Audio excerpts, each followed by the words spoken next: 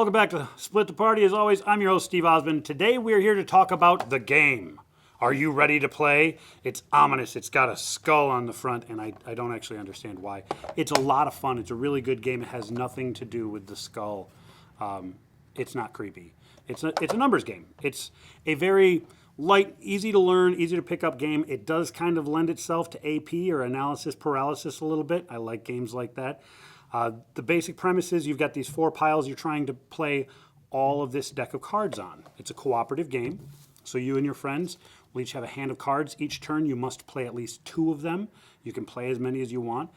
If you play on these piles, you can play only in ascending order. And if you play on these piles, you can play only in descending order. That would be easy to figure out, except you're not allowed to communicate numbers to each other. So I can't tell you, don't play on that, I have a 12. I can say, don't go real far on that pile, or stop on this one, or things like that that are relatively vague but can still kind of indicate where my cards are at. But I can't tell you I got a 12. The other sticking point for the game is that you can actually reverse order. You can go back, but only in exact increments of 10. So if there's a 43 on this pile, I can drop it down if I have a 33. If it were on this pile, I could play a 53. Not multiples of 10, so in that same example, a 23 and a 63 would not work. It has to be exactly 10, but if you've got a number of cards that will work, you can do that. Basically, strategy-wise, I mean, you're trying to affect the game state as little as possible while playing as many cards out of your hand. Early on, that seems a lot easier. As the game gets going further, it gets to the point where you're scratching your head trying to figure out how to even play one card. How do I play anything without screwing us into the ground here?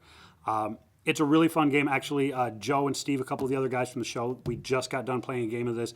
Really fun, really light and easy. I mean, this one's another one that's in my travel box. I take it with me. You can play up to 5 people, deal the cards out, and start going.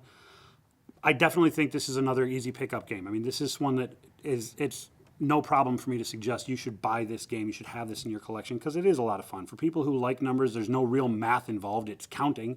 We've all been doing that, at least since we were teenagers. So that was a joke.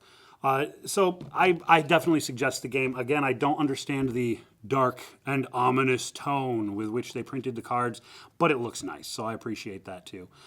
That's about all I've got. It's a light game. It's hard to really go on and on for a long time about it, but I would definitely play it if you get the chance. I'd like to thank our sponsors, Dual Bus Design, Excelsior Games and Comics, and Sound G Entertainment, and as always, I will see you in the Nerdverse.